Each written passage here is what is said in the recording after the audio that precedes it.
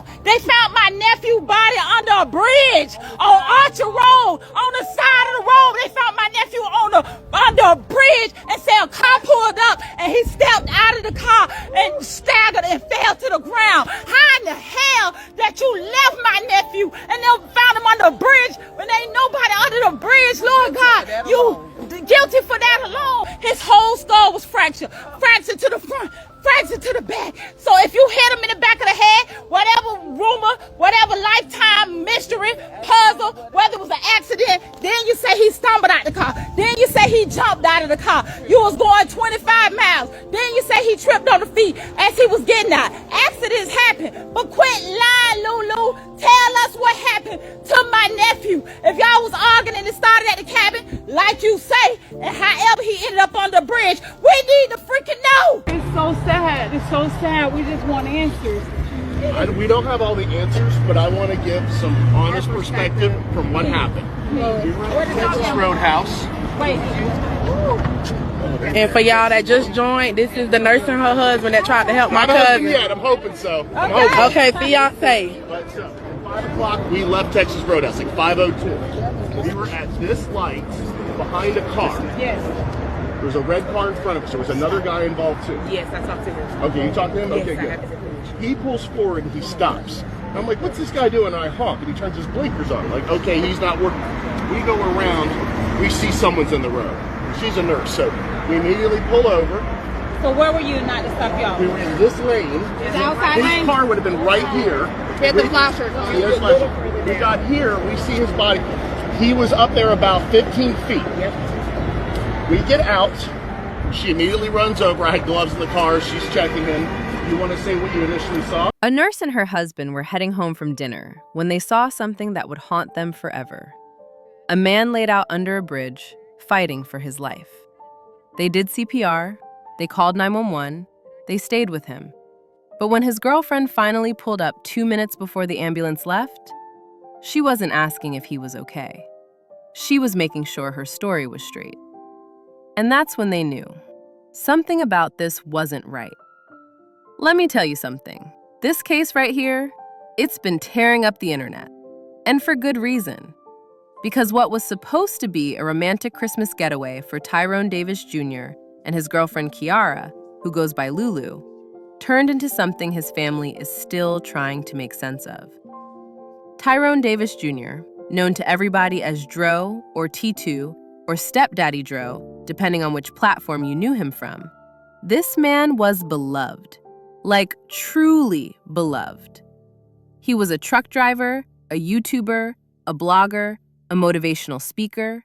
He had 2 kids, Eli and Chloe. And if you ever watched his content, you know he was that dude who poured everything into his family and his woman. And Lulu? Girl, he treated her like royalty. We're talking matching pajamas for the holidays, surprise gift baskets at 5 in the morning, romantic getaways every other month. This man didn't just love her, he celebrated her. Publicly, consistently. The kind of love that had people in the comments saying relationship goals under every post. Lulu graduated from Florida A&M back in 2015, and when she and Tyrone got together about 4 years ago, it looked like they were building something real. She'd post things like, "With you, I feel loved, I feel appreciated, but most importantly, I feel seen. You notice every little detail about me, even sometimes before me." She called him her king, her gift from God. And he made Valentine's Day baskets with all the little things she needed. He bought her hoodies and seasonings and tank tops, things she mentioned in passing, because he paid attention. You gonna keep that forever, Queen? Yes, I'm keeping I'm never gonna throw this away. I love you, girl. I'm gonna get this whole laminated so it can't get messed up. This how I sit with Chipotle, y'all. Yeah. No matter where we at, got to smack the pole and think about Look, no matter what we wait, yeah, I was so little. This is her the littlest. Y'all didn't see me this size. I was so little. Still, there's little fine ass. I gained that weight back. I love your weight, though. Sometimes that last year they give away, y'all. You remember This this? is what I was saying. We didn't get a chance. You know where you was? Look at all this. Y'all, my That's nails. okay. We been eating groceries. Y'all, this is Valentine's Day last year. This is how we went to the place. You know what's so crazy? Because when you was telling them about last year, I knew I had this picture. Yeah. And at the wrong wedding. Yeah. You know, Yeah, like, scroll. Yeah, I hate when he pick me up like this. Wow, I love it. I mean, like it sometimes he stresses me out when he picks me up like this. One time, she surprised him at 5:15 in the morning with a whole care package for his truck. She said, there are so many obstacles and hardships that you're faced with on a daily and weekly basis just living over the road. And the need for certain day-to-day items is the least of things I want you to have to worry about. Baby, you will always be my top priority. Like, this was real. At least it looked real. Your own little Valentine's Day basket. I never did this before. So I said, let me get my baby Bro, this stuff that he needs. That's crazy. Bro. Isn't this perfect?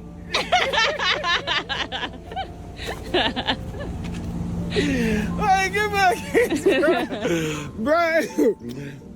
Bro, you so fucking attentive. You raw as fuck. This was at the you had. Yeah, I was hoping you remember from last year. Dog, that's crazy. Bro, you. Oh my gosh. So look and see what you got. Please, tank tops. I need towels and rat cups. What else you got? I just told you I need. Oh. That was mine. I was picking it up for you. Remember, I was like, I was picking it up for you. Your shit. You got the. You know you love your old all babe. this for my shrimp and So salmon. we got your seasonings. 'Cause you don't have your other ones anymore, so we got to start over. Look, what else you got? Hold on, bro. I know this ain't no Nike. Yes, No. I got you a new on the road hoodie. And look, did you peep the gray theme? How I went with the gray.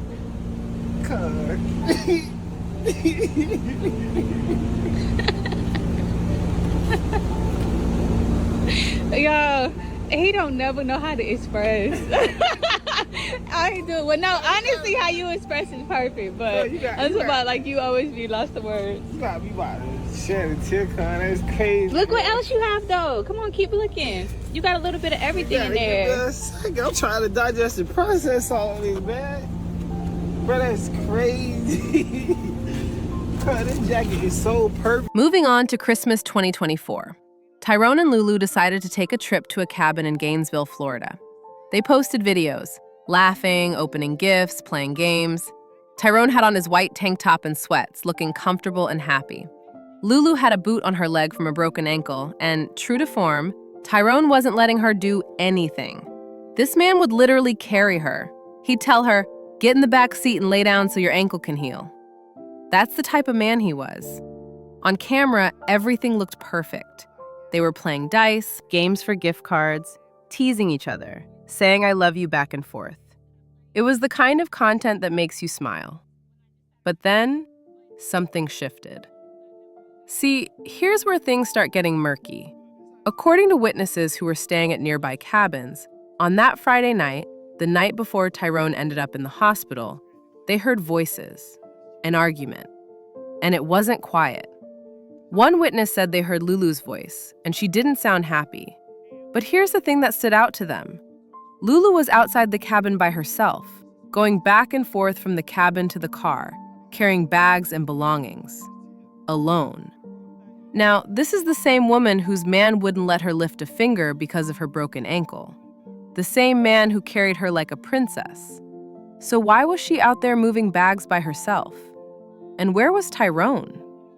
The witness said they walked over to check on things because the argument had gotten so heated. But by the time they got there, everything had calmed down. They never saw Tyrone. Just Lulu, with that boot on, dragging their belongings to the car. The family found this out later when they went to Gainesville to do their own investigation. Because, we'll get to that. But the cabin owner confirmed it. He said he got a call from another guest about the incident. And when Tyrone's sister reached out to him, he told her straight up, I heard about an incident that happened at the cabin. Come on out here. I'll tell you about it. I don't want to talk on the phone. And I'll talk to the police too. But here's the kicker. Lulu never went back to that cabin to get their belongings. The cabin owner said somebody else checked in right after they left on Saturday. and she never returned for their stuff. So where did their belongings go? According to the family, Lulu had already packed everything into the car. So Saturday afternoon rolls around 4 or 5 p.m., and this is where Lulu's story starts. She told the family that she and Tyrone got into a disagreement in the car. She said he told her to let him out. So she pulled over on the side of the road in Gainesville, a city neither of them were from, and let him out. Then, according to her, she drove about 5 minutes away to a gas station to wait for him. She thought maybe he needed to cool off. Maybe he'd walk up to the gas station where she was. But here's what doesn't sit right. Tyrone didn't have his phone. He didn't have his wallet. He didn't have his gun. This man, who his family says always kept 2 phones and a gun on him, was supposedly walking around Gainesville with nothing. Lulu said she waited at that gas station for about 5 minutes. Then she saw ambulances and police, and she got back in the car and drove to the scene. Just like we need to know what happened with T2. If y'all been on this page, you see he celebrated because he got a loving heart. And he loved Lulu, what it do till the grounds come home and the cows come home. And one thing I can say, he enjoyed her. He had celebrated with a good heart, gifts and loving and just doing things out the ordinary, unusual things to make her happy. Now I'm going to tell y'all this. For one, he was in that cabin all week till Saturday. So this is what we got. We only can tell you what we got. Y'all need to know. Y'all need to let us know what y'all think. Okay, he was in the cabin on Saturday about 4, 5 o'clock that afternoon. The Lulu chick said that guess what? She was riding in the car with him. They got into a disagreement and he told her to let him out. Now one, don't get me wrong. I know she probably loved my nephew.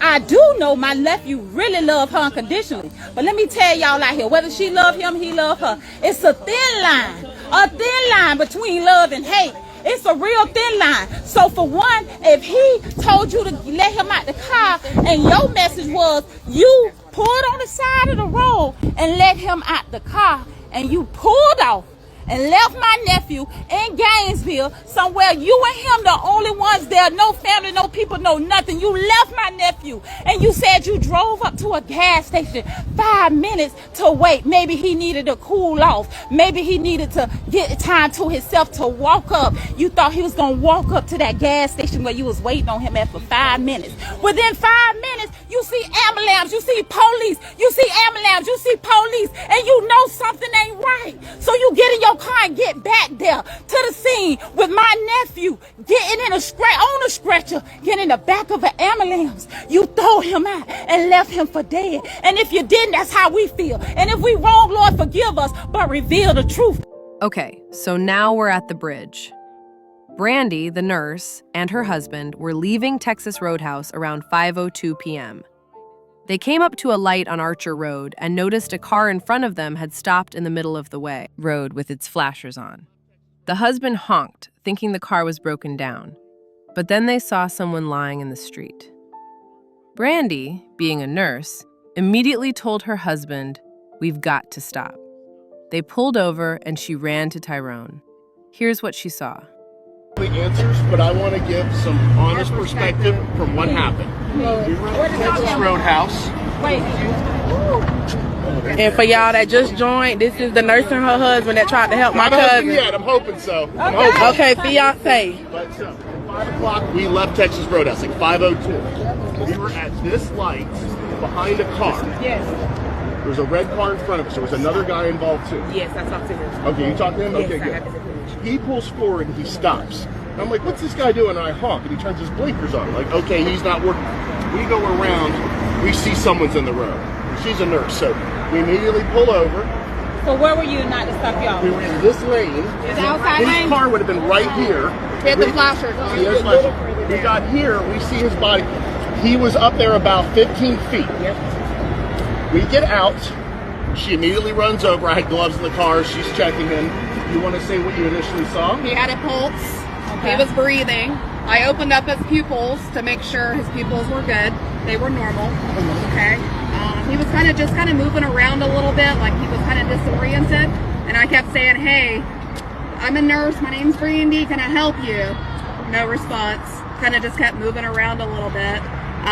While Brandy was on the ground checking on Tyrone, her husband was surveying the scene. And this is where things get strange. He noticed Tyrone's wallet laid out on the ground with about $15 in cash spread out next to it, like someone had arranged it to show this wasn't a robbery. His phone was there too. The pizza from Papa John's was scattered all over the road. The wings were by his feet, unopened.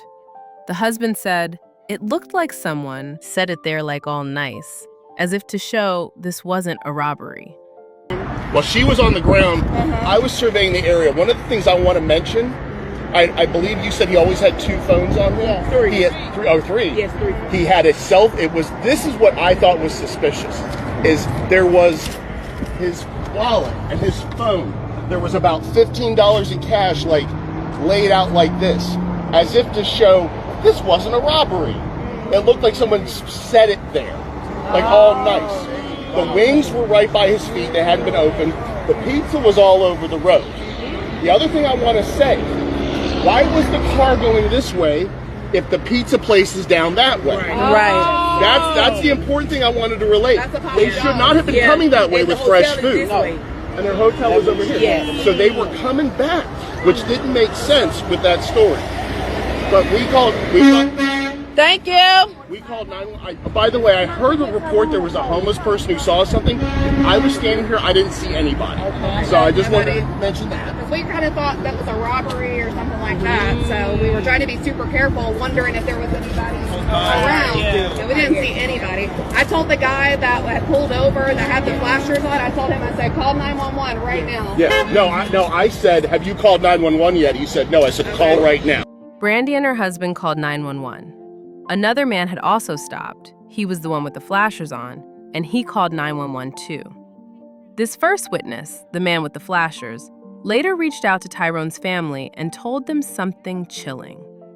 When he first got out of his car, he heard Tyrone grunting. He thought the paper in the road was trash, but when he got closer, he realized it was money. He said he picked the money up to put it back in Tyrone's wallet. And guess what? So, he reached out to me, Good. and he said that he was grunting when he Yes. walked over to him. As he pulled over, he saw paper in the road, so he slowed down. Then he saw a body. He said he thought it was a homeless person in the street, but he got out his car and realized the paper was money, not paper. And that's when he said he picked the money up to put it back in his wallet. Okay, well, there you go. So at the end of the Maybe day, he he did said that. you pulled up. But he said when he walked over to him, he was just grunting and moving. We got out right after he did, so Yeah, so it's very right little there. time. Yes, very little time. So now we've got Brandy doing CPR, her husband securing the scene, and this first witness trying to help. Tyrone's laying there in a white tank top and sweatpants, moving slightly, disoriented, but alive. And then Lulu pulled up. What I want you to When check you out. say 15 minutes, Hold on. I know exactly where he was, but what do you want me to But check what out? I want you to check out is find out when 911 got the call and find out when the ambulance left, because she arrived about 2 minutes before the ambulance did. So Before the ambulance? the ambulance was already here, and she showed up. And the thing that I talk about is I don't know if she was driving or someone else was driving. And she alleged she was driving. Brandy and her husband said they were there for about 15 to 20 minutes before the ambulance arrived. About 2 minutes before the ambulance took Tyrone to the hospital, Lulu showed up. Now, let me paint you a picture of what a normal reaction looks like when you pull up and see the person you love laid out in the street with paramedics surrounding them. You're frantic. You're asking, "Oh my God, what happened? Is he okay? Can I ride with him?" You're crying, you're shaking, you're trying to get to them. That's not what Lulu did. Brandy's husband said it best. I'm going to say this. I have a lot of first responders in my family. I've been in a lot of these situations. When someone has a loved one that's on the street like that, you come up and you're like, "Oh my God, what happened? Is he okay?" I was up at the gas station. I was waiting for him. I sure hope he's okay. That's why I wanted to talk to you guys. She showed up to give her story to make sure it was set straight. It was not like, where is he? Is he okay? Are we in there with it? It was nothing. I was nothing like that. There was no concern on her at all. And I told that to the police at the moment. And Yes, and Lulu walked up to the paramedics as they were putting Tyrone on the stretcher, and this is what she told them. I was up at the Circle K. He was upset and got out of the car, and I was waiting for him for 5 minutes. Brandy asked her, does he have any medical problems? Does he have diabetes? Does he have seizures? Does he have any kind of medical problems that the ambulance needs to know about? Lulu said, no, not that I know of. And that was it. No tears, no panic, just her story. Rehearsed, calm, detached. Brandy and her husband told Tyrone's family all of this when they drove down to Gainesville days later to investigate on their own. And here's something else that didn't sit right with them. Lulu had that boot on her leg, but she was moving pretty quick. So let me get this straight. Tyrone, the man who wouldn't let her drive, wouldn't let her carry anything, wouldn't let her do anything because of her broken ankle. She's suddenly mobile enough to pack bags at the cabin by herself and move around with no problem at the scene? Girl, make it make sense. Tyrone was rushed to the hospital in Gainesville. But here's where things get even more disturbing. He was admitted as a John Doe. No identification, no family notified, just a young black man fighting for his life. And the woman who was supposed to love him? She was there, but she wasn't exactly acting like someone whose world was falling apart. See, when you love somebody, when you really love them, and they're in the hospital brain dead, you're on the phone immediately. You're calling their mama, their daddy, their siblings. You're frantic. You're devastated. You need their family there because this is bigger than just you. Lulu didn't do that. She sat in that hospital for 24 hours while Tyrone lay there fighting for his life, and she didn't call anybody. Not his mother, Renee, not his father, Big T, not his aunts, his sisters, his grandmother, nobody. It was the hospital that finally called Renee on Sunday morning, a full day after Tyrone was found under that bridge. The hospital. Not his girlfriend of 4 years.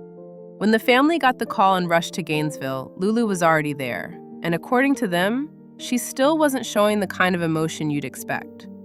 But you know what she did do? She left the hospital at some point to go back to the cabin to get their belongings. Except here's the thing. The cabin owner told Tyrone's sister that Lulu never came back for their stuff. He said somebody else had already checked into that cabin right after they left on Saturday. So if she never went back, where were their belongings? The family believes she'd already packed everything into the car before Tyrone even ended up under that bridge. Girl, make it make sense. Now let's talk about these conflicting stories, because this is where everything starts to unravel. When Lulu first called Tyrone's mother, Renee, on Sunday morning, she told her that Tyrone had fallen at a gas station and bumped his head. That was story number one. But at the scene, on Saturday, she told the paramedics something completely different. That they'd had an argument, he got out of the car to cool off, and she drove to a Circle K about 5 minutes away to wait for him. That was story number two. Then, when talking to the family later, the details kept changing. She said she let him out of the car while it was completely stopped. Then she said the car might have been going 25 miles per hour when he got out. Then she said he stumbled out of the car. Then she said he jumped out. Then she said he tripped on his feet as he was getting out. Lulu, which one is it? Because 2 + 2 needs to equal 4. And here's what really gets me. On social media, after weeks of people demanding answers, she finally posted a statement saying it was an accident outside of either of our control. But baby, if you weren't there like you claim, how do you know it was an accident?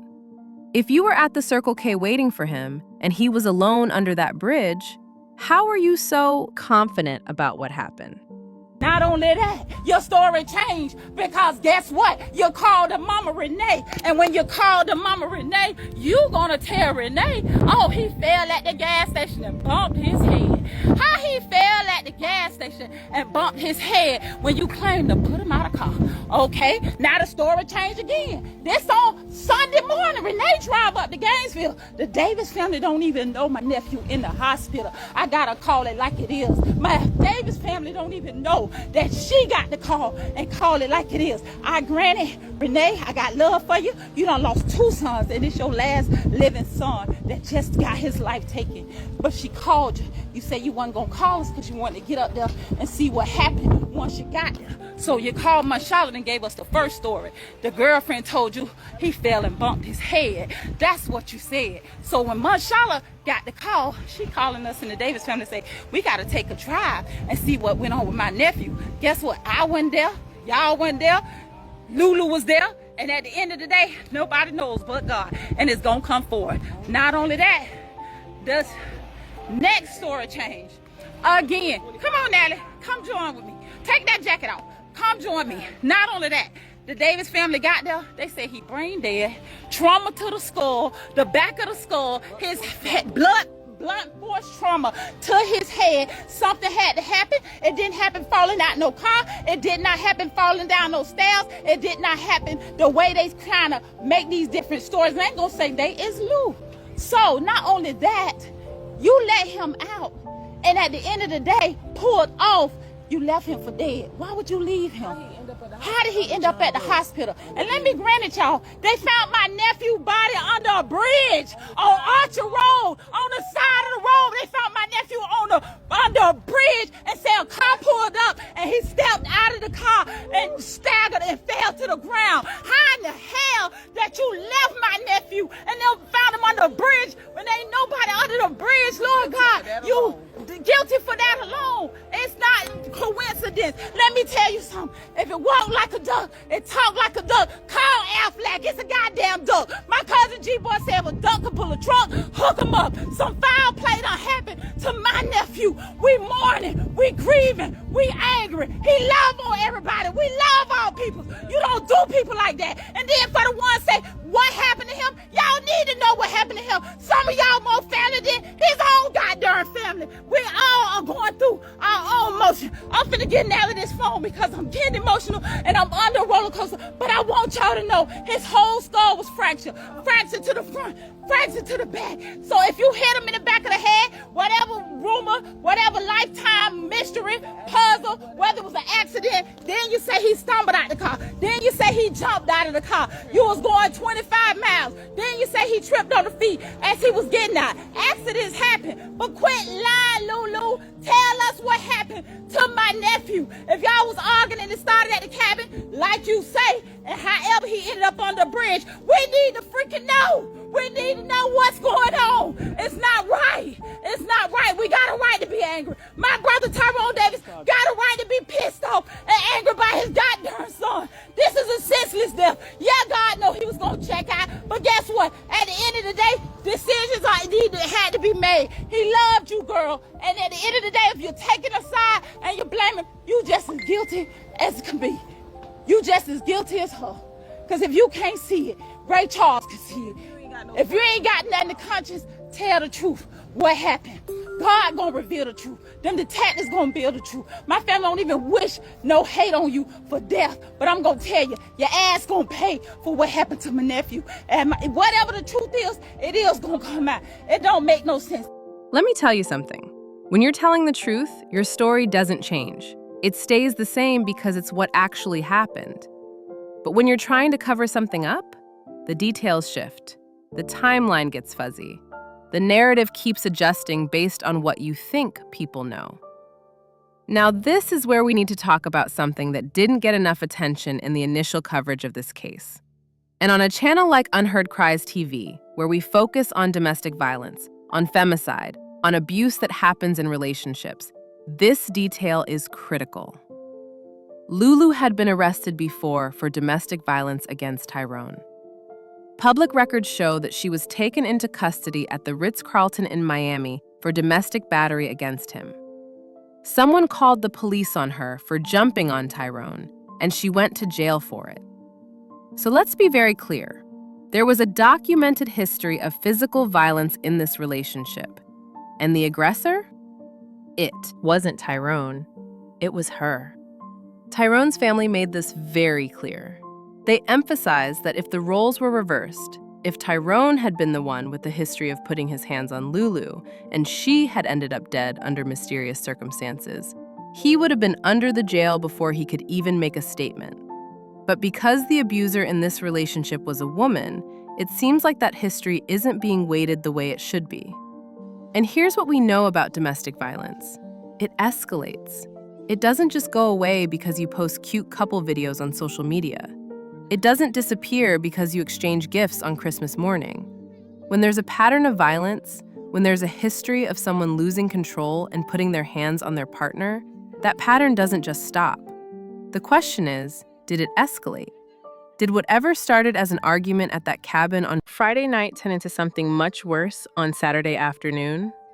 Let's talk about what actually killed Tyrone, because this is crucial. The medical examiner found that Tyrone had suffered severe blunt force trauma to the back of his head. His skull wasn't just fractured, it was fractured so badly that pieces of bone had shifted to the front of his head on both sides. His aunt described it as his whole skull being fractured from front to back.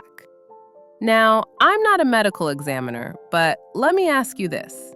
If someone falls and bumps their head at a gas station, do they end up with that kind of catastrophic skull fracture? If someone stumbles out of a car going 25 miles per hour, does that cause bone fragments to shift through their entire skull? And here's what the witnesses at the scene said.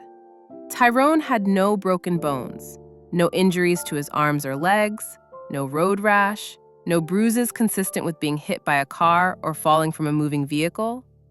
Brandy, the nurse, checked him over, looked at his legs when she moved him out of the road. She saw the injury to the back of his head, but there was nothing else. If he'd been struck by a vehicle or had fallen hard enough to fracture his skull that badly, wouldn't there be other injuries? Defensive wounds? Scrapes? Something? The family kept asking this question. How do you end up with a white tank top and sweatpants on, under a bridge, with that severe of a head injury, and nothing else on your body to show how it happened? One of his family members said it best. It sounds like a Hennessy bottle to me. Or it sounds like something with trauma force that can do your head like that in the back of your head. Blunt force trauma.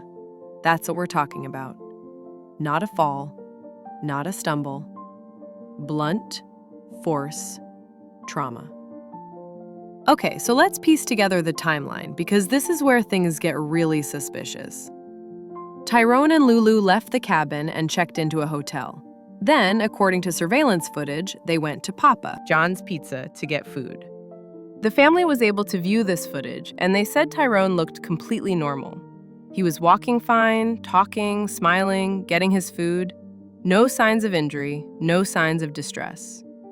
Papa John's to the bridge on Archer Road is a 4-minute drive. 4 minutes. So in those 4 minutes, Tyrone went from being perfectly fine, ordering pizza and wings, walking around, looking like his normal self, to being found unconscious under a bridge with a fractured skull. And here's another thing that doesn't make sense. Tyrone was found on the opposite side of the road from where he should have been if they were heading back to their hotel. If they just left Papa John's going toward their hotel, they'd be traveling in one direction. But he was found on the side of the road going back toward Papa John's. That means at some point they turned around. They were heading back the same way they came. Why?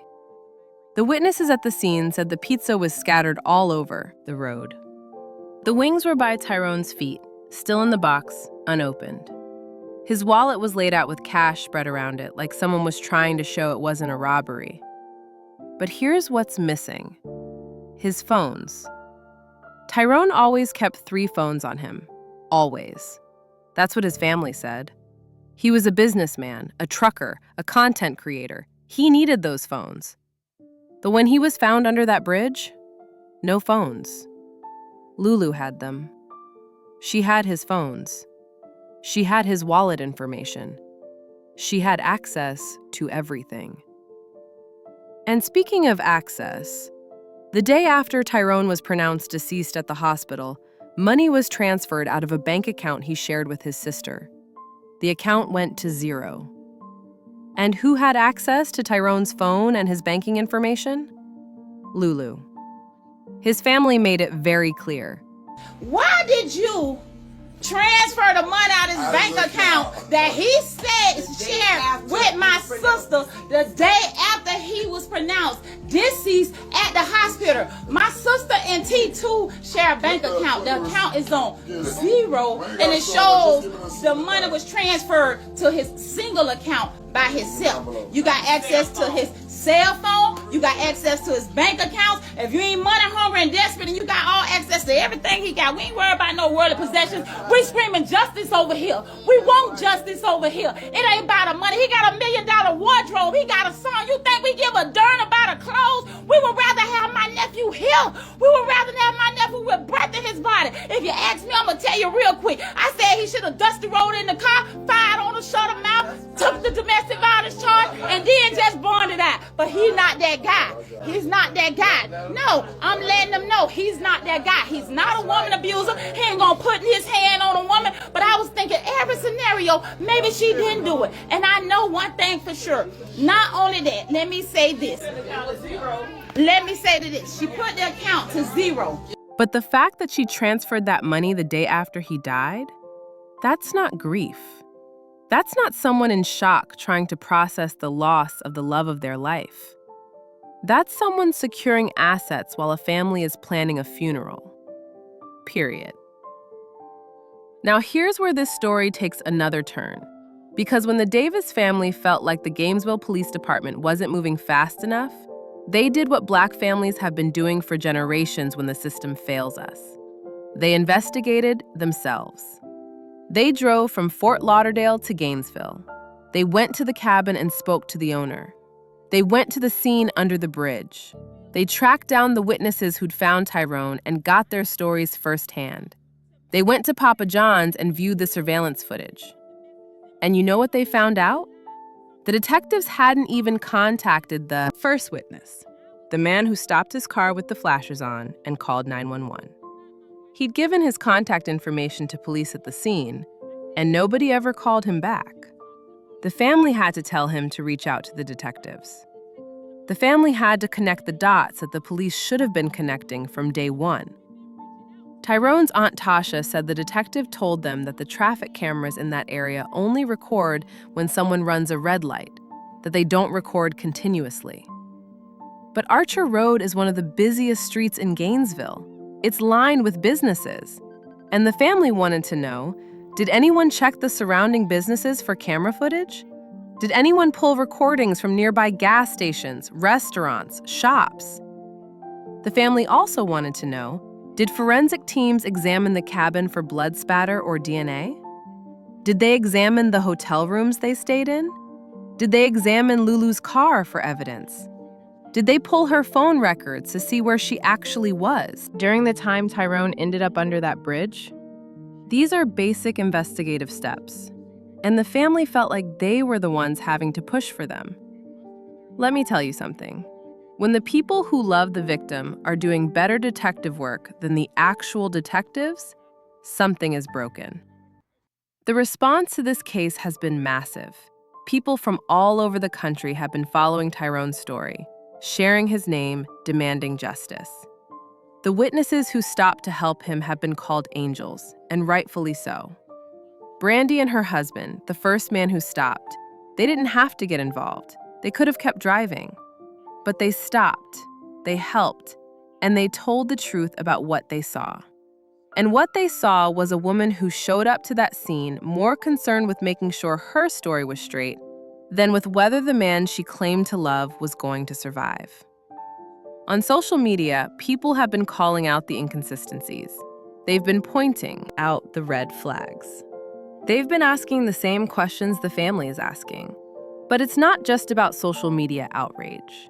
This is about a young man who lost his life under circumstances that don't make sense. This is about a family that lost a son, a father, a nephew, a cousin, a friend. This is about two children who lost their daddy. And on a deeper level, on the level that Unheard Cries TV exists to address. This is about domestic violence. This is about how we talk about abuse when the abuser doesn't fit the stereotype. This is about how we investigate deaths when there's a history of violence in the relationship. As of right now, no arrests have been made. The investigation is still ongoing. The Gainesville Police Department has stated that it's an active case, but the family continues to feel frustrated with the pace and thoroughness of the investigation. They've called for the Florida Department of Law Enforcement to get involved. They've organized candlelight vigils. They've created the hashtag Justice for Dro. They've made it clear that they will not be silenced. They will not back down, and they will not stop until they get answers. Tyrone's father, Big T, stood in front of the camera with tears in his eyes and said, "Thank all y'all who've been sharing, I don't care about nothing but what belongs to me. Materials, possessions. My son worked for that. This family raised him right, for him to accomplish all the goals that he did. It's more than a son to me. Right now I'm walking in the spirit, called the flesh. My guts on the ground. If it weren't for this right here, if it weren't for this here, y'all, if it weren't for this, I don't know where I'd be right now. I ain't asking for nobody to throw nobody under the bus, and I want to say thank y'all, but I do deserve to know, justice for my son. You feel me? Right now ain't the time, right now ain't the time for, the crooked of the eye, cause we is about that. You feel me? Right now, all I ask for, just give me what belongs to me. That's answers to my son. We ain't caring about no possessions. We ain't even worried about no bank accounts, because we gonna handle that. If y'all seen the candlelight, y'all want to come out, and share that, please support, please share. If you see anything positive, we ain't trying to bash nobody. We won't speak on behalf of me and the rest of the foundation. We just want justice, because at the end of the day, when they give us, whatever they have, that they come to a conclusion with, it ain't gonna heal that wound. I don't wish this on nobody. I done cried. I woke up in the graveyard with my daddy, because I need the answers. I'm asking the Lord, you feel me, to just hold on me. Tyrone, I'm seeing you, but I don't exist right now. There's the spirit in me. That's the only thing that keeps me afloat. You feel me? And, for everybody out there to have a son or a daughter, teach them don't trust no motherfucking body. You feel me? And that's respectfully.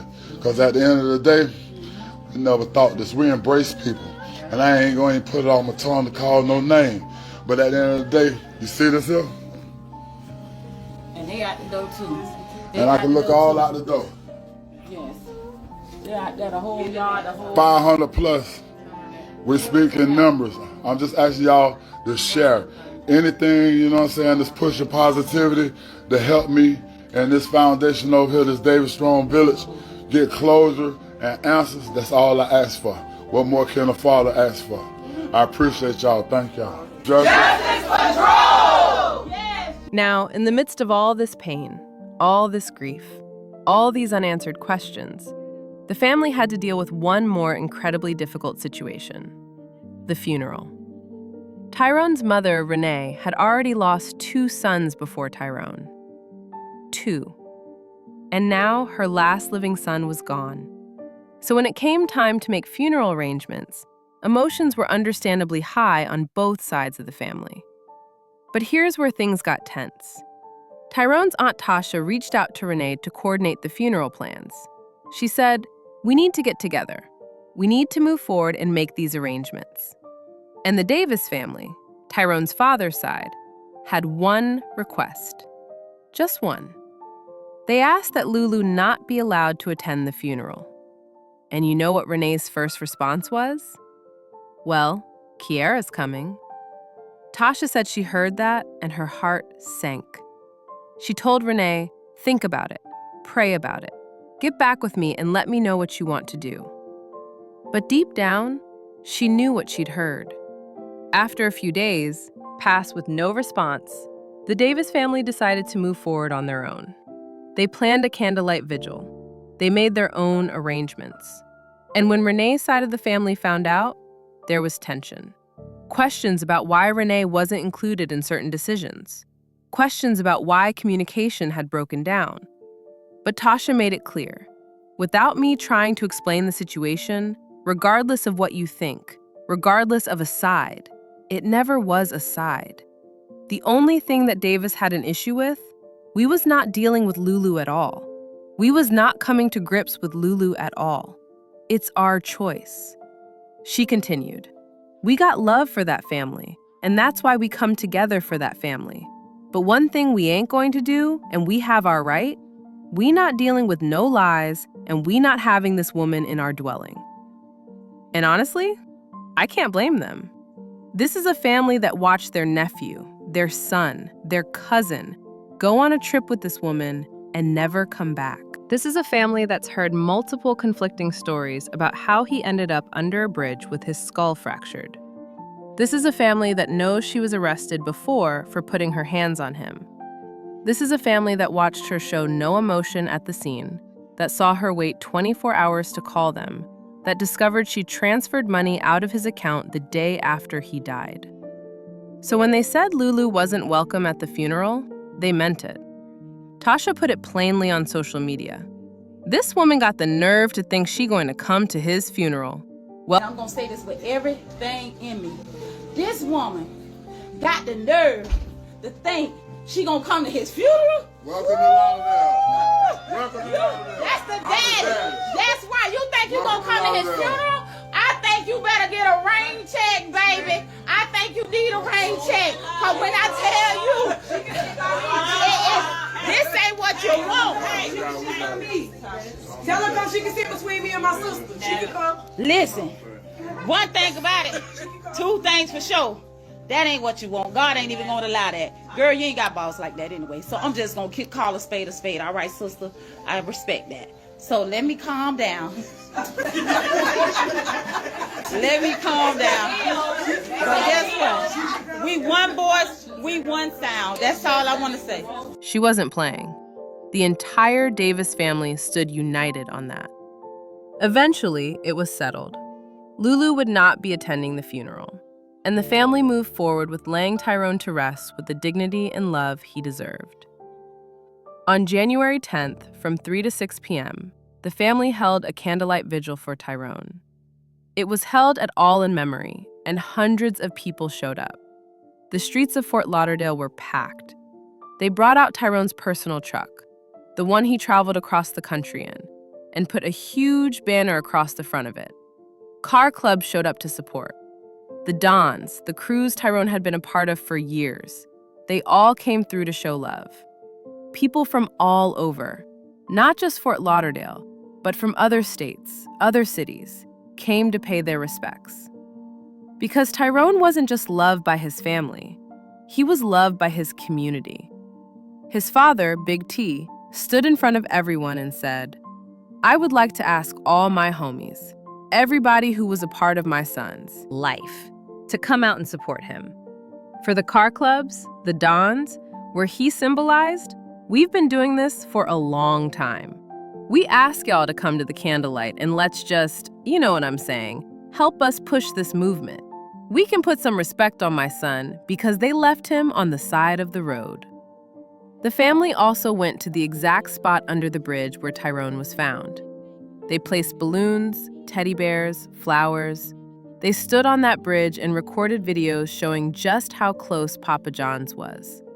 They walked the area, retracing what should have been a simple 4-minute drive home with food. And they made a vow. They would not stop until they got justice. It's like a heavy burden. We out here in Gainesville. I'm finna turn this camera around and let y'all see this bridge and the actual spot my nephew died in. How we know? Not through the police. You best believe my live give answers. Family seeking answers, and they coming, and every which way they coming. For my cousin, we won't stop.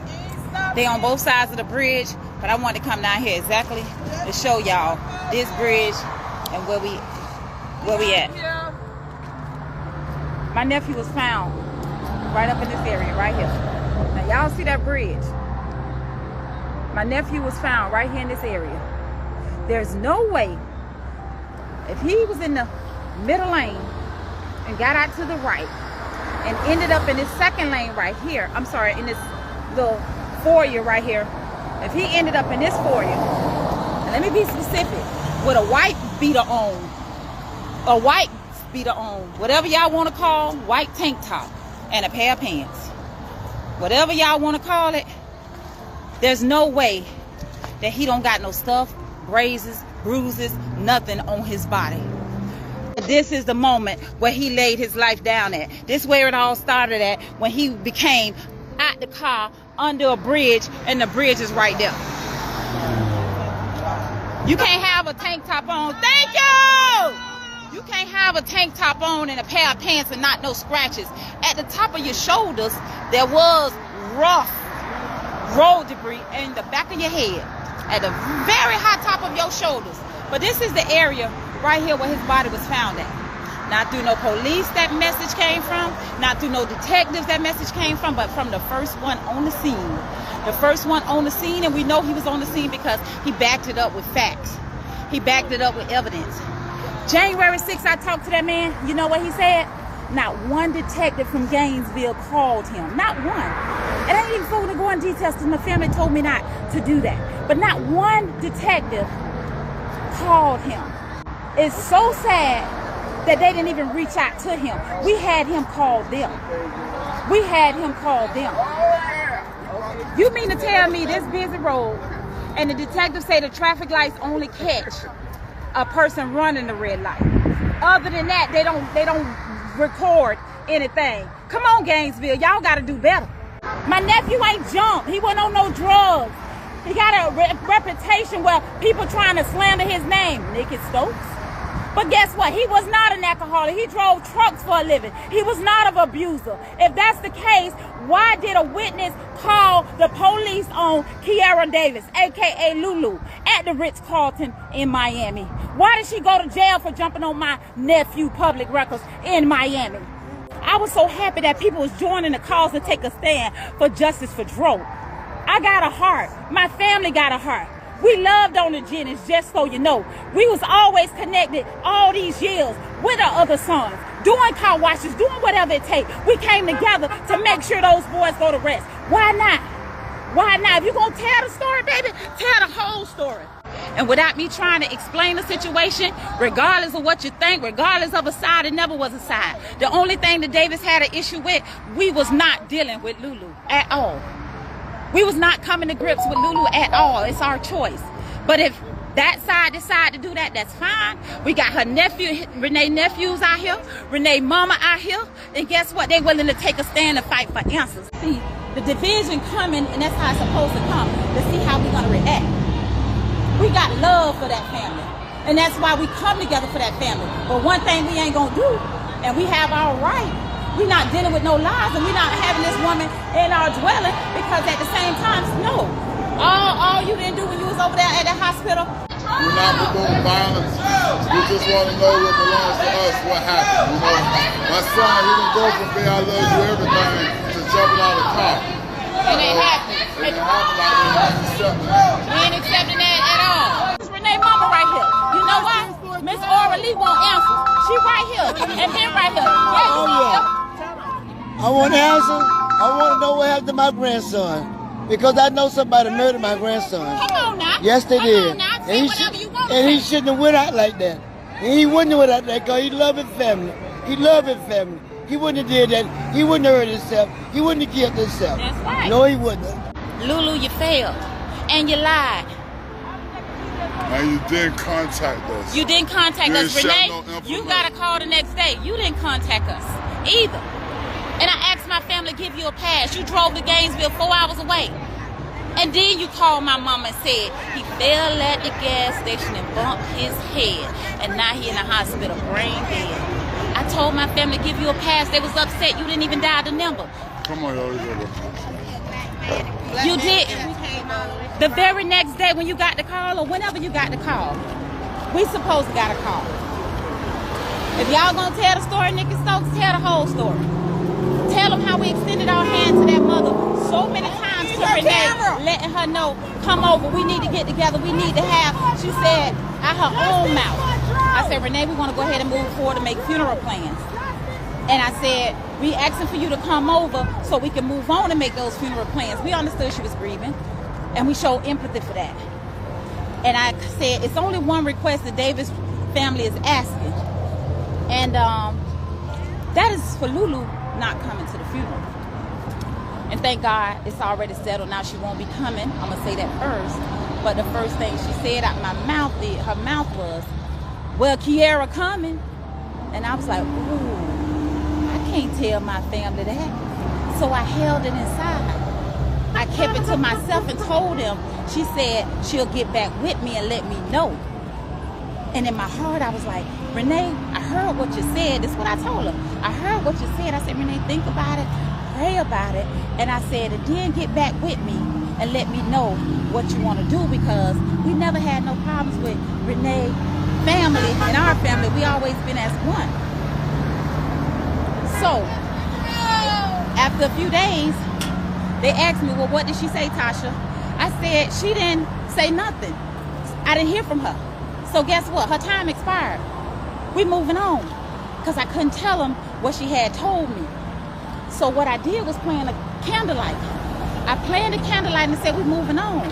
And then we got a call to say, why my mama ain't know nothing about this? Oh, why my mama ain't this and that? And when y'all say she's quiet, the family wasn't quiet. It was coming all through her daughter, the nonsense, the foolishness, and this and that. But I ain't even gonna give them that much power on this live. We here for one thing, so I'm gonna cut that short right now. So here we are, weeks after Tyrone's death, and there are still so many questions that don't have answers. Question 1. What caused the severe blunt force trauma to the back of Tyrone's head? If it wasn't a fall, if it wasn't a car accident, then what was it? Question 2. Why did Lulu give so many different versions of what happened? If you're telling the truth, your story doesn't change. Question 3.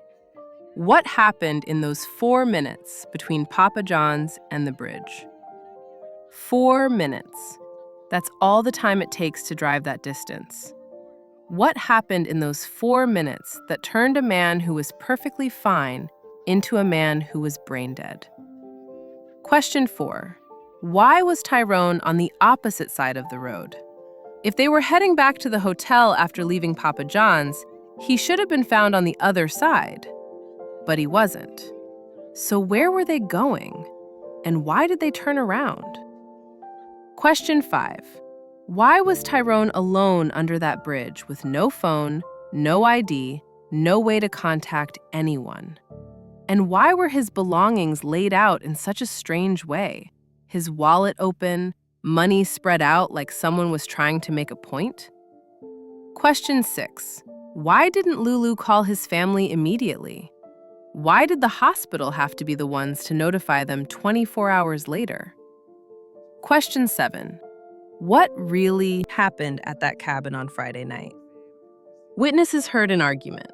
They saw Lulu moving bags by herself. They never saw Tyrone. What was said in that argument, and did it escalate into violence? Question 8.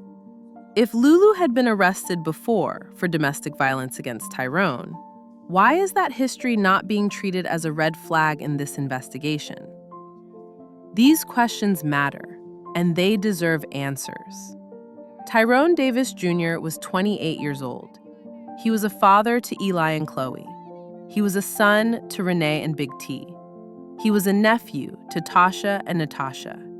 He was a cousin, a friend, a motivational speaker, a trucker, a content creator. He was the kind of man who would pick his woman up and carry her so she wouldn't have to walk on her broken ankle. He was the kind of man who would surprise her at 5:15 in the morning with a care package for his truck. He was the kind of man who posted videos celebrating love, family, and Black excellence.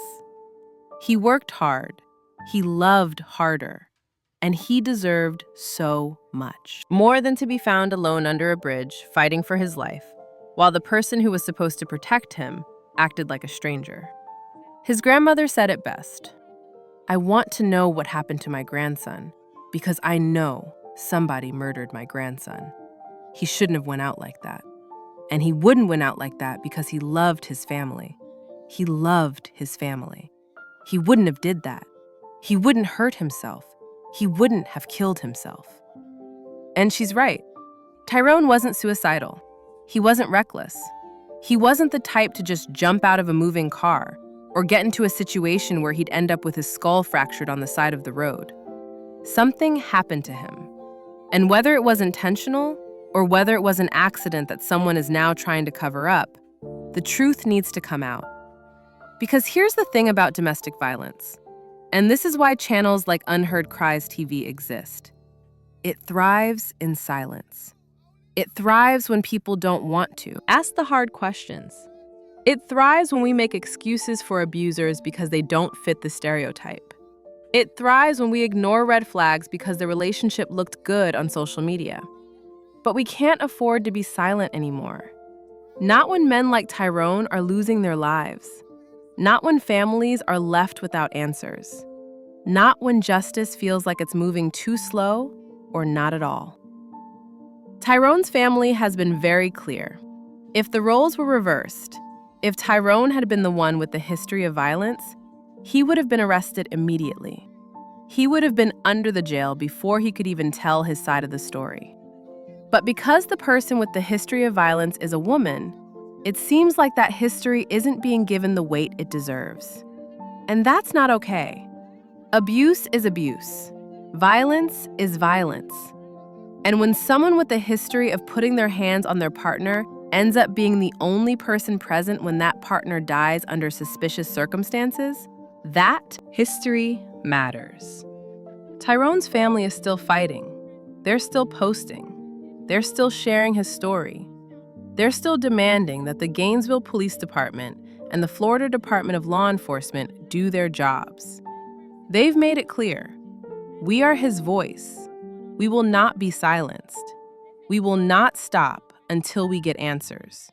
By any means necessary, justice for Dro. His father said, "I don't care about possessions. I don't care about bank accounts because we gon' handle that. All I ask for is what belongs to me. That's answers to my son." His aunt said, "We want answers. Not knowing is not an option for us anymore. If you know something, say something. Reach out. Our inboxes are open. Gainesville Police Department will take all calls. If you saw something, tell somebody. Nothing is too small. It's never too late to come forward." And that's the message we're echoing here on Unheard Cries TV. If you know something, say something. If you were in Gainesville on December 28th, 2024, around 5 p.m.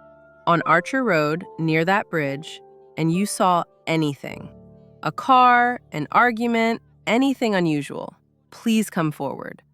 If you have information about what happened at that cabin on Friday night, come forward. If you know anything that could help bring justice for Tyrone Davis Jr., don't stay silent. Tyrone's life mattered. His children deserve to grow up with their father. His parents deserve to see him continue to build his legacy. His family deserved the truth from the very beginning. And Tyrone deserved better than to be left alone under a bridge like his life didn't matter. But you know what? His life did matter. And his family is making sure the world knows it. They're making sure his name isn't forgotten. They're making sure that whoever is responsible for what happened to him is held accountable. Because at the end of the day, that's what justice looks like. It's not just about arrests or trials or convictions. It's about the truth.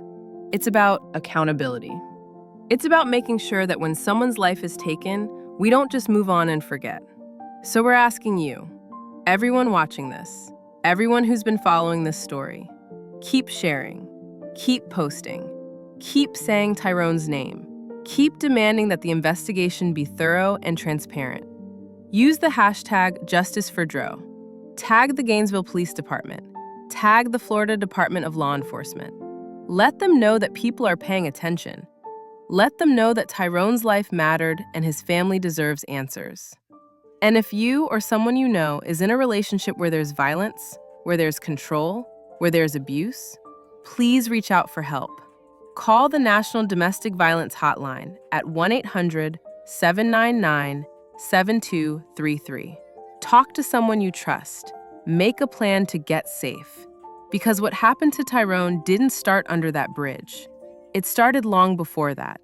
And maybe, just maybe, if we all start paying closer attention to the red flags, if we all start taking domestic violence seriously, no matter who the abuser is, we can prevent the next tragedy. Rest in peace, Tyrone Davis Jr. Your family loves you. Your community loves you. And we won't stop fighting for you. Justice for Dro.